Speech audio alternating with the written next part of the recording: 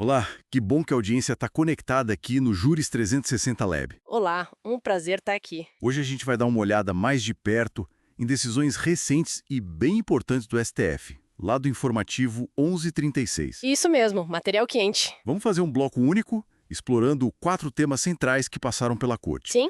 Vamos falar de vagas para mulheres em concurso de segurança, depois aquelas restrições para indicações políticas em estatais, né?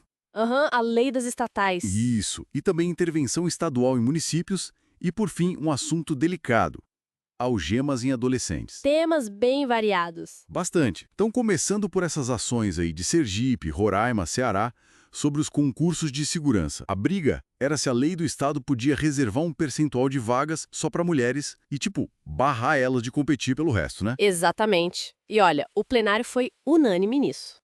Não é um teto. Entendi. Quer dizer que elas concorrem a tudo. Exato. Concorrem à totalidade das vagas. Se o percentual reservado for, sei lá, 10%, elas disputam esses 10% e também as outras 90% junto com os homens. Aquela ideia antiga de limitar a participação delas foi considerada inconstitucional. Interessante. Então, a ação afirmativa não pode virar uma trava, digamos assim. Isso, perfeito. Seria um contrassenso, né? Limitar a concorrência delas violaria a própria igualdade, o artigo 5º da Constituição. Claro. E também aquele objetivo de promover o bem de todos, sem preconceito de sexo, e o acesso amplo a cargos públicos. Ação afirmativa é para impulsionar, não para limitar. Faz todo sentido. E teve modulação, né? Para não anular tudo. Teve sim. Preservaram os concursos que já estavam finalizados quando publicaram a ata do julgamento, para dar segurança jurídica. Entendido. Bom, saindo do toku dessa questão de gênero e entrando mais na administração, na gestão pública. Temos a ADI 7331, Lei das Estatais. Validaram aquelas regras que barram certas indicações políticas, né? Para diretoria, conselho. Sim, o STF validou, por maioria, considerou constitucionais as vedações do artigo 17 da Lei 13.303. E o que é interessante aí? Qual foi o foco? Olha, o que é fascinante aqui é o reforço claro da governança corporativa. A ideia é blindar um pouco as estatais de indicações puramente político-partidárias, sabe? Proteger a gestão. E como isso se encaixa na Constituição? Imagino que os princípios do artigo 37. Exatamente. Moralidade, impessoalidade, eficiência. E também o regime próprio das empresas públicas lá no 173. Certo. O objetivo é bem claro: evitar conflito de interesse, buscar gestões mais técnicas, mais profissionais, E o STF achou que a lei não exagerou.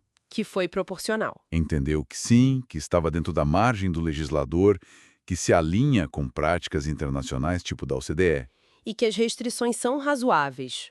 Não ferem isonomia, aquela distinção entre servidor efetivo e comissionado, por exemplo, foi considerada ok nesse contexto. Entendi. E quem foi nomeado enquanto a liminar estava valendo? Ficou. Ficou. Mantiveram as nomeações feitas durante a vigência da liminar, que suspendeu a norma por um tempo, ou as anteriores a ela. Ok.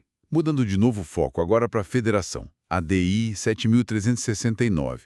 Intervenção de Estado e município. Precisava a Constituição Estadual repetir os princípios sensíveis federais para poder intervir? Pois é, essa era a dúvida. E o plenário, de novo unânime, disse que não precisa. Ah, não. Não, os princípios sensíveis lá do artigo 34 da Constituição Federal valem para todo mundo. São de observância obrigatória pelos estados para poderem intervir nos seus municípios conforme o artigo 35. Então não precisa copiar e colar na Constituição do Estado. Não precisa.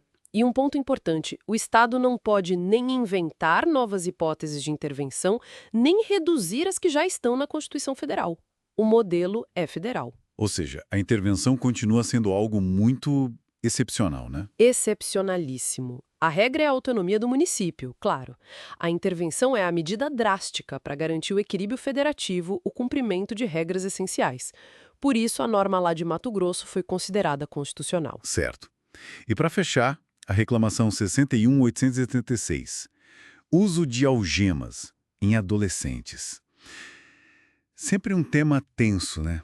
Ainda mais com a súmula vinculante 11. Muito tenso.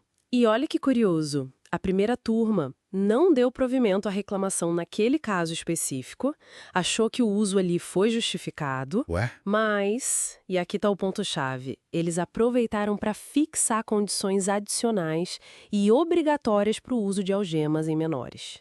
É um reforço na proteção integral dessa pessoa em desenvolvimento. Condições adicionais. Além do que a súmula já diz, tipo resistência, risco de fuga. Isso, além de tudo isso que continua valendo e tem que ser justificado por escrito, agora precisa, primeiro, avaliação e parecer do Ministério Público sobre se precisa mesmo da algema. MP opinando antes. Exato. Segundo, tem que mandar para o Conselho Tutelar se manifestar também. O Conselho Tutelar também. Interessante. E terceiro, o juiz, na audiência de apelentação, tem que dar uma decisão específica, fundamentada, dizendo por que autoriza ou não o uso das algemas naquele momento.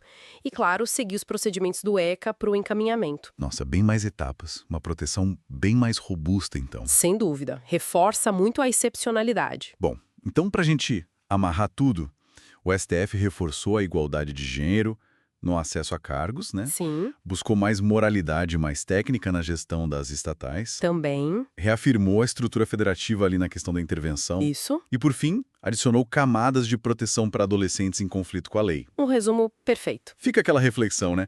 São temas diferentes, mas parece que todos buscam um certo equilíbrio entre o poder do Estado, a eficiência na administração e os direitos fundamentais das pessoas. Exatamente. A busca constante por esse ponto de equilíbrio. E como será que isso vai ser aplicado na prática, no dia a dia?